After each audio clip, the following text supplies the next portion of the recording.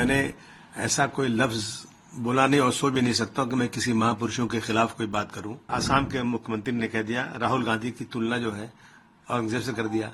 इसके पहले अखिलेश जी की तुलना औरंगजेब से कर दिया। मुझे जो है पूरे सेशन के लिए सस्पेंड कर दिया गया है। मैं समझता हूं ये नाइंसाफी है। प्रशांत कोरटकर और राहुल शोरापुलकर इन्होंने अपमानित किया है। जो अल्फाज बोला मैं अपनी जबान से बोल भी नहीं सकता हूं। वो ये महाराष्ट्र में है, उनको क्यों नहीं पकड़ा जा रहा है? ये सिर्फ क्यों हो रहा है कि बीजेपी सरकार जो है ना वो हर चीज ढूंढती है कि मुझे इससे फायदा कितना होगा। मैं इसलिए वापस ले रहा हूं कि एक इसकी वजह से पूरा एक बाउंडर खड़ा हो गया है। लोग मुझे टेलीफोन में गालियां दे रहे हैं, मैं फोन नहीं उठा रहा हूं। जान से क्यों मार दोगे भाई? मैंने ऐसा कोई लफ्ज बोला नहीं और सोच भी नहीं सकता कि मैं किसी महापुरुषों के खिलाफ कोई बात करूं। लेकिन अब मैं देख रहा हूं कि एक फैशन बन गया है। अभी वहां के आसाम के मुख्यमंत्री ने कह दिया, राहुल गांधी की तुलना जो है औरंगजेब से कर दिया। इसके पहले अखिलेश जी की तुलना औरंगजेब से कर दिया। मतलब क्या होता है?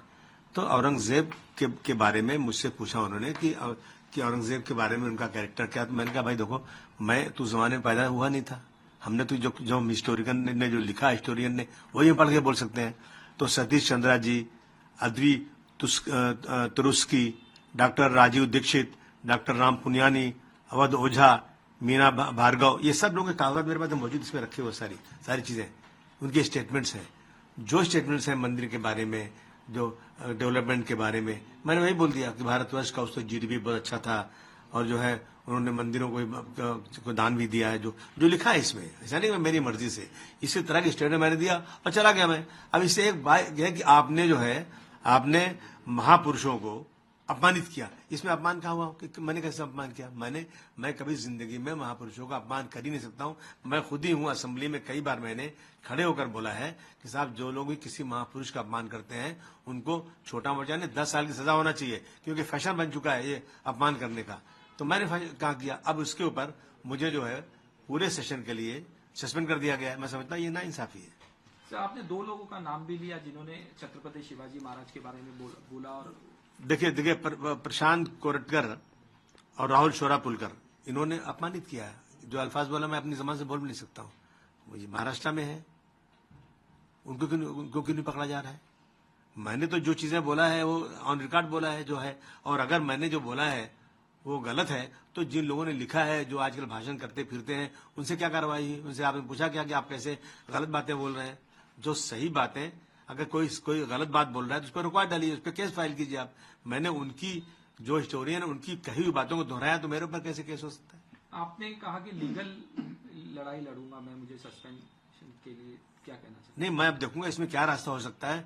नाइंसाफी अगर इसी तरह से होगी, मैं समझता हूँ, देखिए ये सिर्फ क्यों हो रहा है कि बीजेपी सरकार जो है ना वो हर चीज ढूंढती है कि मुझे इससे फायदा कितना होगा।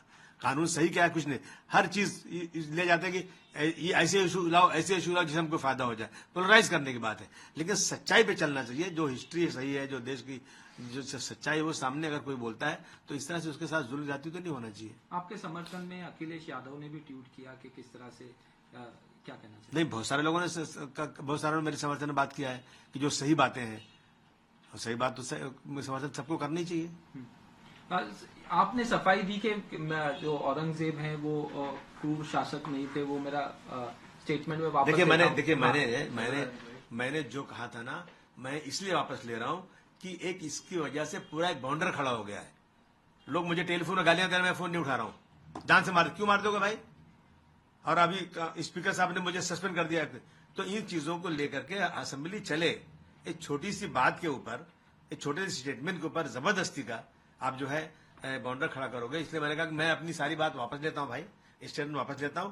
असेंबली चलना चाहिए। हमारे पास बहुत सारे इश्यूज है अपने एरिया के, लोगों को पानी नहीं मिल रहा है, सड़कें खराब है, गटर खराब है, स्कूल का प्रॉब्लम है, अस्पतालों का प्रॉब्लम है, उस पर डिस्कशन करें या इस सब पे टाइम वेस्ट करें। इसलिए मैंने अपना स्टेटमेंट वापस किया। सर, एक आखिरी सवाल, MIM की तरफ से बयान आया कि समाजवादी पार्टी बी टीम है बीजेपी, और आपको लेके भी कहा कि उनके फेवर में बोलते हैं क्या? तो मतलब इसका मतलब हम काम करना छोड़ दें, हम असेंबली जाना ही बंद कर दें, ये काम ही बंद कर दें। अगर इस तरह के इल्जाम लगाएंगे लोग मतलब इसका मतलब अगर मैं बीटी हूँ और ये टीवी वाले जो मुझसे आगे कुछ सवाल कर रहे थे या ऑर्गेनाइज किए गए थे बीजेपी की तरफ से, मेरी तरफ से, आप इंक्वायरी कर लो, मेरी ब्रेन मैपिंग कर लो, क्या सही क्या गलत है। फालतू बातें ये सब है। आपने कहा कि तबीयत भी खराब थी इसीलिए असेंबली नहीं गए और आज इस तरह से नहीं देखिए, असेंबली तो मैं कल तबीयत खराब फिर भी असेंबली जाता मैं, लेकिन इतना हंगामा था कि लोगों ने कहा मत आइए आप। और आज जो है जैसे असेंबली शुरू हुई वैसे सस्पेंशन का ऑर्डर आ गया। आपको धमकी दी जा रही है, केस भी हो गया आपके ऊपर। हाँ, 2 केसेस भी हो गए। किस लिए केस हो गया? गलती क्या मेरी है? मैं दुनिया से पूछना चाहता हूँ, मेरी गलती क्या है? मैंने हिस्टोरियन के जो हिस्ट्री में लिखा हुआ है, जो इनके बयानात हैं, जो जाकर चारों तरफ भाषण करके लोग बोलते हैं, वही बातें मैंने दोहरा दिया। वो आजादी से घूमते हैं, उनकी किताब पे कोई पाबंदी नहीं है, और मैंने वही बात बोल दिया तो मेरे ऊपर केस।